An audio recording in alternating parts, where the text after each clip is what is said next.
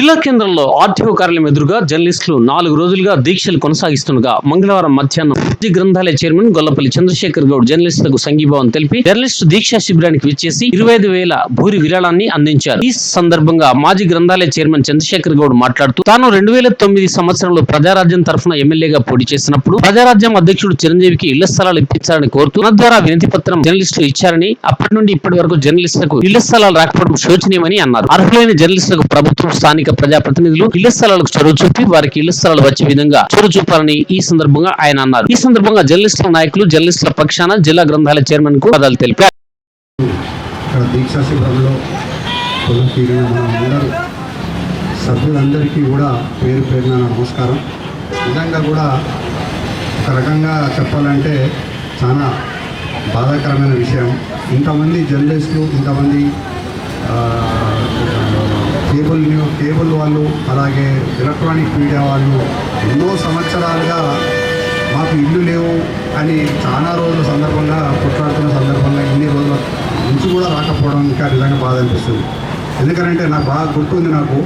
నేను 2009లో అప్పుడు ప్రజారాజ్యం పార్టీ నుంచి వెళ్ళి ఎమ్మెల్యేగా కంటెస్ట్ చేసినప్పుడు కూడా నా దగ్గర మన జర్నలిస్ట్ సోదరులు వచ్చి చిరంజీవి గారితో చెప్పండి, మీరు గెలుపు పొందితే మాకు జర్నలిస్ట్ అందరికీ కూడా ఇల్లు ఇప్పిస్తామని చెప్పి ఒక మాట అనిపించండి అని చెప్పి ఆ రోజు నాకు స్టేజ్ పైన చెప్పడం జరిగింది. నేను చెప్పిన మరుక్షణం ఆ రోజు చిరంజీవి గారు నా పక్కకుంటే నేను చెప్పిన, సార్ ఇట్లా జర్నలిస్ట్లో ఒక ఇల్లు కావాలని ఉన్నా సార్, ఇక్కడ చాలా రోజులు కొట్లాడుతున్నారు సార్ అంటే. నేను చెప్పేది 2009. మరి ఇన్ని రోజులు 2024లో ఉన్నాం. మరి ఇప్పటికి కూడా మీకు ఆ హక్కులు సాధనలో మీరు నిజంగా కూడా మరి కాలేకపోవడం నిజంగా కూడా నాకు కూడా బాధ అనిపిస్తూ ఉన్నది. మరి ప్రభుత్వాలు మారినాయి కాబట్టి ఇప్పుడు కాంగ్రెస్ గవర్నమెంట్ ఉన్నది. కాంగ్రెస్ గవర్నమెంట్లో అటు సంజయ్ గారు ఉన్నారు, అటు జీవన్ రెడ్డి గారు ఉన్నారు. వాళ్ళకు మీరు రిప్రజెంటేషన్ కూడా ఇవ్వడం జరిగింది. ఒక నిజంగా చెప్పాలంటే మీకు ఇవ్వడం, ఆ ల్యాండ్స్ ఇవ్వడం అనేది వాళ్ళకు చాలా చిన్నది, ఒక గడ్డ పొరక లాంటిదే. ఎందుకనంటే ఎందరికో ఎన్నో కోట్లు ఇస్తున్నాం మనం, ఎన్నో కోట్లు సంక్షేమ పథకాలకు ఇస్తున్నాం, ఎన్నో కోట్లు అభివృద్ధికి ఇస్తున్నాం. అట్లాంటి దాంట్లో మీరు ఒక పాత్ర ఇవాళ నిజంగా కూడా తెలంగాణ వచ్చిందంటే నిజంగా కూడా పాత్రికేయుల పాత్ర 100% అందులో ఉన్నది. వారందరూ ఆ రోజు కూడా సహకరించడంతో ఈరోజు తెలంగాణ సాధించుకున్నాం. మరి సాధించుకున్న తెలంగాణలో మీరు కొట్లాడుతున్న ఒక 20 సంవత్సరాల పోరాటంలో నిజంగా కూడా ఇప్పటివరకు కాకపోవడం నిజంగా కూడా మా అందరికీ కూడా బాధనే అనిపిస్తుంది. బట్ ఏది ఏమైనప్పటికీ కూడా నిజంగా ఈరోజు మీరు అందరూ ఇట్లా మీరందరూ కలిసి కట్టుగా కొట్లాడుతున్నారు కాబట్టి డెఫినెట్గా మీకు రానున్న రోజులలో గవర్నమెంట్ ఇస్తుందని అయితే నాకైతే నమ్మకం ఉన్నది. ఎందుకంటే లాస్ట్ టైం నేను ఎమ్మెల్యే ఎలక్షన్స్ అప్పుడు డాక్టర్ సంజయ్ గారితో నేను ఉండి అప్పుడు లిస్ట్ అంతా నేను చూసి నేను అక్కడ బీసీ, ఓబీసీ వాళ్ళందరికీ కూడా కొన్ని ల్యాండ్స్ అలాట్మెంట్ చేసిండ్రు. ఆ ల్యాండ్స్ అలాట్మెంట్ చేసిన దాంట్లో జర్నలిస్టులకు కూడా అలాట్మెంట్ జరిగింది. అది మరి ఏమైందో నాకు తెలియదు. ఆ కలెక్టర్ ఆఫీస్ వరకు పోయింది. అప్పుడు ఈశ్వరన్న గారు కూడా అన్ని చెప్పిండ్రు, మాట్లాడడం జరిగింది. నేను ఆ స్టేజ్లోనే అయిపోయిందేమో అనుకున్నాను, కానీ ఇంకా కాకపోవడం అనేది నిజంగా శోచనీయమే.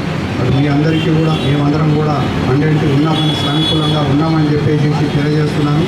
మరి అదేవిధంగా ఇక్కడ చాలా సందర్భాలలో మీకు ఒక ఈ శిబిరము, దాని తర్వాత మీరు ఇంకా ముందుకు పోవాలంటే కూడా ఎంతో కొంత అవసరం. ఫండ్ కానీ మీరు ఫండ్ సమకూర్చుకోలేకపోతే రేపు పొద్దున దినానికి దేనికైనా ఇట్లాంటి పోరాటాలు చేయాలంటే కూడా చాలా కష్టం. కాబట్టి నిజంగా ఈరోజు మీరు చేస్తున్న శిబిరానికి నా వంతుగా వృతాభక్తిగా ఒక 25,000 రూపాయలు మీకు ఇస్తున్నాను. ఈ స్ఫూర్తిని ఇక్కడే కొనసాగించండి, దయచేసి కొనసాగించండి, దీన్ని ఆపొద్దు. ఎందుకంటే మీరు పడ్డ కష్టం తెలంగాణ ఇక వాళ్ళందరూ గెలుపు వాటలో అందరూ తెలంగాణ వచ్చింది. తెలంగాణ స్వేచ్ఛగా వాయువును పీల్చుకుంటున్నాం కాబట్టి అందులో 100% మీ పోరాటం కూడా ఉన్నది. కాబట్టి మన పోరాట హక్కులను కూడా మీరు అనుభవించాలని చెప్పేసి నాకైతే క్లియర్గా నా మనసులో మాత్రం ఉన్నది. మీకు ఇల్లు తొందరగా రావాలని చెప్పేసి నేను కూడా ఎందుకంటే ఇప్పుడంటే నేను కూడా కాంగ్రెస్లో జీవన్ రెడ్డి గారితో జాయిన్ అయినా కాబట్టి నేను కూడా నాకు అవకాశం వచ్చినప్పుడు పెద్దలకు ఎవరికైనా చెప్పే విషయం ఉన్నప్పుడు ఖచ్చితంగా కూడా నేను కూడా వాళ్ళతో కూడా మాట్లాడతానని చెప్పి తెలియజేసుకుంటూ మీ అందరికీ తొందరలో ఇల్లు రావాలని నేను కూడా అందరికీ